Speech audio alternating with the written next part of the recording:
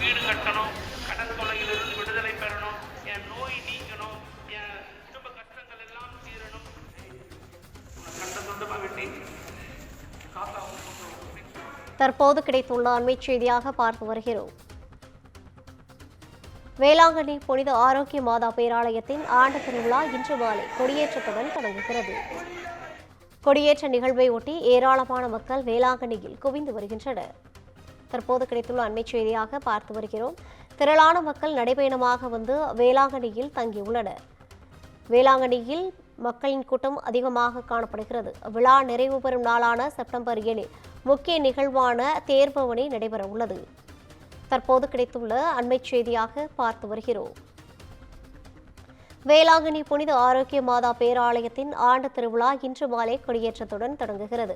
இது குறித்தான கூடுதல் விவரங்களோடு இணைகிறார் நமது செய்தியாளர் சுகுமார்.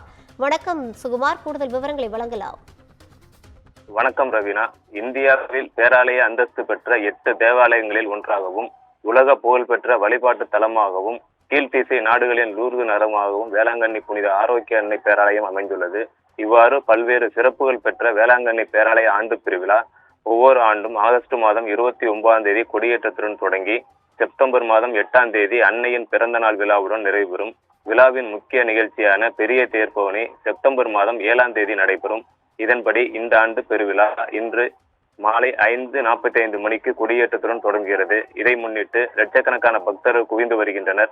தஞ்சை மறைமாவட்ட ஆயர் சகாயராஜ் ஆரோக்கிய அன்னையின் உருவம் பொறிக்கப்பட்ட கொடியை புனிதம் செய்து வைக்கிறார். இதைத் தொடர்ந்து பேராலய வளாகத்தில் இருந்து ஊர்வலம் புறப்பட்டு கடற்கரை சாலை ஆரியநாடு தெரு வழியாக கொடி பேராலயம் வந்தடையும். இதைத் தொடர்ந்து கொடியேற்றம் நடைபெறும். அப்போது அங்கு திரண்டு நிற்கும் லட்சக்கணக்கான பக்தர்கள் மரியே வாழ்க, ஆவே மரியா என விண்ணை முட்டும் அளவிற்கு கோஷங்களை எழுப்புவர். அதைத் தொடர்ந்து ஆயர் சகாயரை தலைமையில் திருப்பலி நடைபெறும். இந்த ஆண்டு ஆரோக்கிய அன்னையின் ஆண்டு பெருவிழாவை முன்னிட்டு காண்பதற்காக கடந்த 3 தினங்களாக பல்வேறு மாவட்டங்களிலிருந்து நடைபயணமாக வந்து வேளாங்கண்ணியில் தங்கியுள்ளனர்.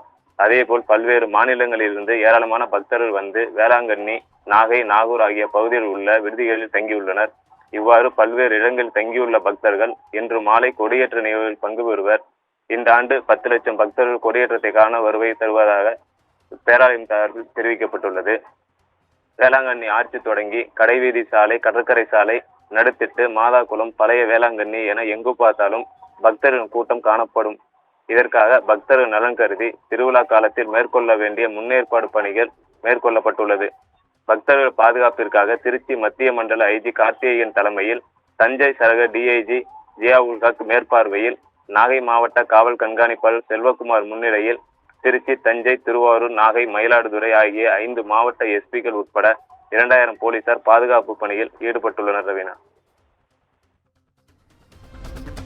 முழு விவரங்களை வழங்கியமைக்காக நன்றி சுகுமாரன்.